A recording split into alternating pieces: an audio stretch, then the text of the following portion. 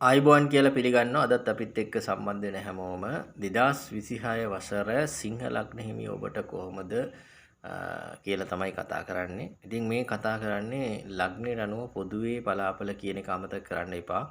තම තමන්ගේ උප්පත්ති කේන්දරයට අනුව 2026 කොහොමද ගෙවෙන්නේ කියලා නම් ජ්‍යොතිෂ වේදිකෙක් ලව්වා කේන්දර පරීක්ෂා කරවන්න එක ඉතා වැදගත් වෙනවා. මොකද නැත්තම් මේ කියන පොදු කාරණා මත හිඳලා තීරණ ගන්න යන්න එපා. ඒ වගේම පවුලේ අනිත් අයගේ කේන්දර සටහන් වල විස්තර දැනගන්න අවශ්‍ය නම් ඩිස්ක්‍රිප්ෂන් සහ පළවෙනි කමෙන්ට් එකේ දාලා තියෙන අනිකුත් ලග්න හිමියන්ට දාලා ලින්ක්ස් වලින් ගිහිල්ලා ඒ තොරතුරු ලබා ගන්න හැකියාව තියෙනවා. ඒ වගේම පහුගිය වසරවල් වල කිව්වා වගේ යම්කිසි එක කාරණයක් මත පට බැඳිලා සමස්ත වසර ගෙවෙන්නේ කොහොමද කියන එක තමයි මේ වසරේදීත් කතා කරන්නේ. ඔයගොල්ලන්ට නොතේරුණාට ඒ විදිහට තමයි ඇත්තටම ජීවිතේ ගෙවෙන්නේ. ඒ කියන්නේ සම්පූර්ණ වසරක් හෝ දෙකක කාල සීමාවක් එක කරුණක් මත පදනම් වෙනවා. ඒ කරුණ මූලික කරගෙන තමයි අනෙක් කරුණු පැන නගින්නේ.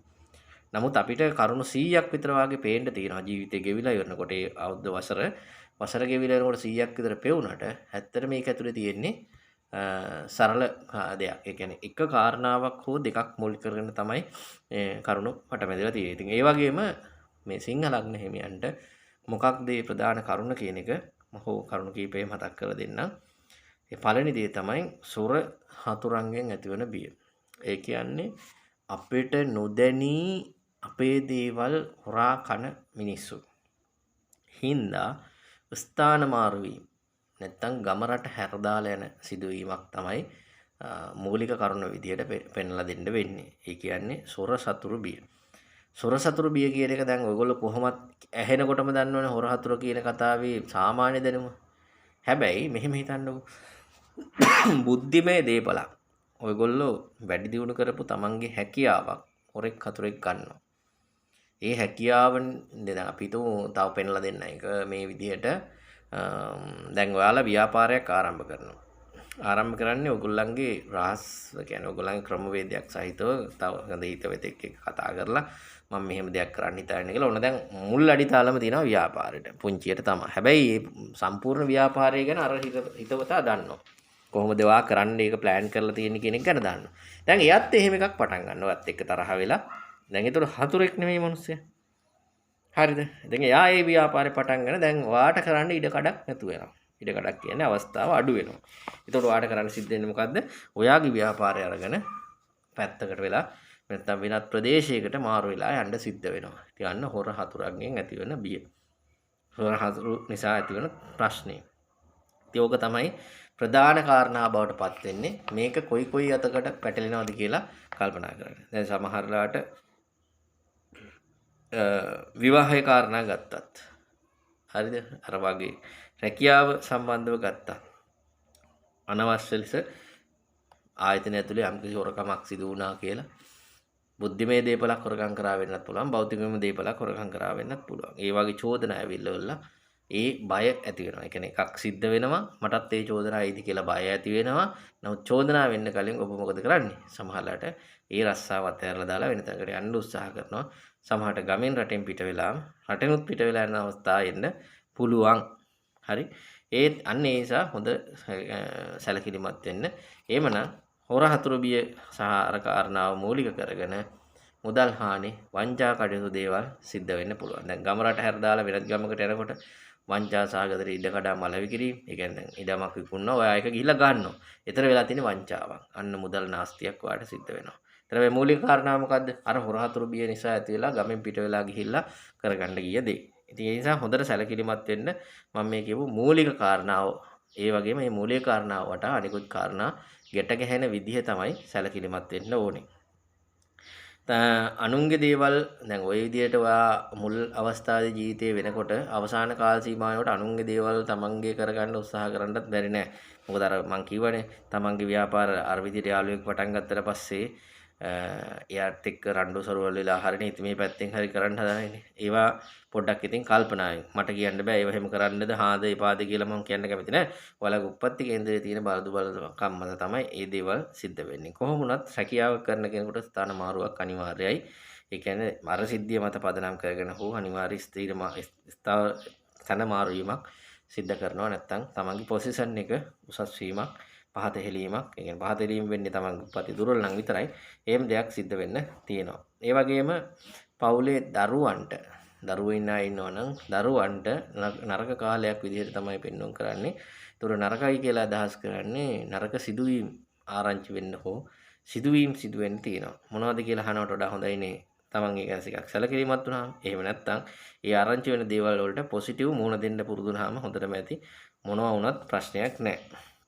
ඒ වගේම ඔබ පවුලේ ඥාතිහිත මිත්‍රාන්දීන්ගෙන් දුරස් වෙලා ජීවත් වෙන්න වෙනවා, අමනාප වෙන්න වෙනවා, තරහ වෙලා ජීවත් වෙන්න හේතු සාධක යෙදෙනවා. ඒක විවාහ වෙලා ඉන්න කෙනත් එක්ක වුණත් ඒ තත්ත්වය ඇති වෙන්න පුළුවන්. හරිද? ඒ නිසාම මානසික කඩාවැටීම් වලට පීඩාකාරී තත්ත්වවල වලට අනිවාර්යෙන් පත් වෙනවා. එතකොට මේ මත පදන තමන්ට ඇතුණු පීඩාව නිසා රණ්ඩු සරවල් ඇති කරගෙන යන්න එපා. ආරවුල් ඇති කරගන්න උත්සාහ කරන්න එපා. ඒක ඉවසන්න පුළුවන් තරම් උත්සාහ කරන්න. එතකොට තමන් කරන දැන් අපි තුමු කුෂි කර්මාන්තය වගේ මොනවාද එහෙම පැත්තක් කරනවා නම් ඒ වගේ අලාභ හානි සිද්ධ වෙන්න පුළුවන්. අර මං කියව මූලික කරුණක් කියන්නේ මූලිකම දේ මම දැන් ඔයත් මිරිස් වගා කරනවා. ඒ වගා කරන රහස නැත්තම් ආයෙ කරන්න යන ප්ලෑන් එක අනිත් කෙනා දැන ගන්නවා. එතකොට එයත් දැනගෙන ඔන්න ඒකත් කරනවා. ඉතින් යාගේ වාගේ ආවට පස්සේ වාට ගන්න තියෙන හොඳ ලාභය වාට අහිමි වෙනවා. ඒ නිසා වාට පැත්තම දාලා සමාලලට යන්නත් වෙනවා. නැත්තම් ඒකෙන් අලාභහානියක් සිද්ධ වෙනවා. එහෙම නැතුවත් ගන්න ඔබ මොකද ඒක කරන්න කියලා රණ්ඩු සරවල් දාගන්නනේ. ඉතින් අන්න එතනත් ආයෙ නැවත ප්‍රශ්නයක් තමයි එන්නේ. එතකොට විවාහ වෙලා නැති කට්ටිය විවාහ වෙන අවස්ථාවකට හොඳ කාලයක්. හැබැයි ඒත් අර මූලික කාරණාව මතක් කරගන්න වෙනවා එතනදිත්. මොකද අලාභහානි පාඩු සිද්ධ වෙන්න පුළුවන් මේ විවාහය මූලික කරගෙන සිදුවන හේතු. ඒ කියන්නේ මූලික කරගෙන මූලික කාරණා සිද්ධ වුණොත්. අධ්‍යාපන කටයුතු වලට ඉදිරියට එන කට්ටියට ඒ වගේ ප්‍රතිඵල පෙන්වන්න නැත්නම් විභාග වලට මුහුණ දෙන්න දැන් සම කවුරු හරි හිතා ඉනවනම් ලැබුණ අවුරුද්දා මම අතෑරලා ඊළඟ අවුරුද්දේ ලියනවා මට තාම මේකට හොඳ සුසුකම් මදි කියලා වගේ අදහසක ඉන්නවනම් එහෙම කරන්න එපා. මේ වසරේදී ඔයගොල්ලන්ට ජයග්‍රහණය ලබන්න තියෙන අවස්ථාව වැඩි නිසා 2026 වසර තමන්ගේ ඒ විභාග කඩයිම් වලට පාවිච්චි කරන්න. ඒක කල් දාන්න උත්සාහ කරන්න එපා. මොකද ඊළඟ වර්ෂය ගැන අපිට තව විශ්වාස ගන්න බෑ. තවත් අවුරුද්දක් එහා පැත්තේනේ. ඒවා අපි එතකොටනේ කතා කරන්නේ. ඉතින් මේ වර්ෂයේ ඒ වගේ කටයුතු වලට හොඳයි. එතකොට වා කරන්න ඕනේ ඒ කල් දාන්න නැතුව එය තමන් ඒවට මුණ දෙන එක හොඳයි. ඒ වගේම ආහාර මාර්ගයේ ඇතිවන රෝග ඊටවසේ ලිංගාශ්‍රිතව මුත්‍රාශ්‍රිත වගේ රෝග කාරණා දේවල් එනවා. ඒ වගේම ශරීරය ටිකක් කෙට්ටු වෙනවා වගේ කියන්නේ නිකන් ශරීරය බහැලා ගියා වගේ සිද්ධියක් ඇති වෙන්න පුළුවන්. වෙනදා මම කියන්නේ 2025 වර්ෂයේ හරියට කලින් ඒ ආපු කාල සීමාවේ ටිකක් පිරිපුන්ව ඇඟ හොඳට හැදිලා වෙලිලා තිබිච්ච එකක් එකපාරම ඇඟ බහැලා යනවා වගේ මොකද නිකන් ඇදිලා ගිහිල්ලා වගේ කතා ඇහෙන්න පුළුවන්. කියවෙන්න පුළුවන් මිනිස්සුත්. ඒක සැබෑවටම ඔයාලටත් ඒ தත්ත්වය දැනෙනවද කියලා විතරක් බලලා එහෙම සිංහල වගේ පෙත් ඖෂධ වලට යන්න උත්සාහ කරන්න. මොකද මේ ශරීරය ඇතුලෙන් ඔබට නොදැනී රෝගකාරී තත්ත්වයක් මතුවෙන්න පුළුවන්. අර මම මුලින් කිව්වා වගේ ලිංග ආශ්‍රිතව ආමාශගතව ඇති වෙන යම්කිසි දෙයක් කියන්නේ ආහාර මාර්ගය අපි කන ආහාර පාන හරි විදියට ගත්තනම් වර්ෂය පුරාවට ওই ප්‍රශ්න අඩු කරගන්න පුළුවන්. ඒකට වසරේ සිදුවීමක් තමයි අර ශරීරය කෙට්ටු වෙනවා එක. නිකන් ශරීරය බහැලා ගියා ඇදිලා ගියා එකක් කියලා කියන්නේ. එහෙම වෙන කාල සීමාවක් නිසා අර ඒක රෝගකාරී තත්ත්වයක් මත පදනම් කරගෙන සිදු වෙනවද කියන එක විතරයි අපි හොයලා බලන්න ඕනේ. එහෙම නැත්නම් ඒක කෙට්ටුනා කියලා පොඩි ළමෙක් චූටි ළමෙක් නම් බර අඩු වුණා කියලා කලබල වෙන්න එපා. රෝගයක් නැත්නම් ඒ කියන්නේ තමන්ගේ ආරයට පවුලේ ආරයට වගේ නම් දැන් පොඩි ළමෙක් ගැන මම මේ කතා කරන්නේ. පවුලේ ආරයට වාගේ ඇවිල්ලා තියෙන ස්වභාවයක් තිබුණොත් ඒක ලොකුවට කල්පනා කරන්න එපා. දැන් අම්මා තාත්තා ගොඩක් පොඩි අය නම් දරුවගේ බර අඩුයි කියලා කලබල වෙන්න එපා. දරුවා සිංහලක් හිමියෙක් නම් ඒ தත්ත්වය ගැටලුවක් නැහැ. හැබැයි කේන්ද්‍ර පරීක්ෂා කරගන්න දුර්වල කෙනෙක්ද කියලා. උපත්ති වෙනත් ග්‍රහ පිටීම් එක්ක ගොඩක් දුර්වල නම් එයාගේ ශරීර කෝඩුවේ තව වෙන රෝගකාරී තත්ත්වයක් මතුවලා තියෙන්න පුළුවන්. අර මං කියපු කාරණා මතු කරගෙන. හරි. ඒකින්ද සැලකිලිමත් වෙනවා මිසක් නැත්තම් ලොකුවටම අවශ්‍යතාවයක් වෙන්නේ නැහැ. මොකද කොහොමත් මේ වර්ෂයේදී ඇඟ අඩුවීමක්, ඒ කියන්නේ ශරීර කෝඩුව අඩු වීමක් පෙන්눔 කරන හින්දා. ඉතින් එහෙමනම් අනිකුත් ලග්න හිමියන්ට දාලා තොරතුරු පළවෙනි කමෙන්ට් එකේ ඩිස්ක්‍රිප්ෂන් එකේ දාලා තියෙනවා. ඒ ලින්ක්ස් වලින් ගිහිල්ලා අහන්න. අපි මේලාට කතා කරනවා කන්‍යා ලග්න හිමියන්ට මොකද ඊළඟ වර්ෂයේ වෙන්නේ කියන එක. ඉතින් ඔයගොල්ලන්ගේ අදහස් කමෙන්ට් වශයෙන් දාගෙන යන්න. එහෙනම් අලුත් වීඩියෝ එකකින් හම්බෙමු.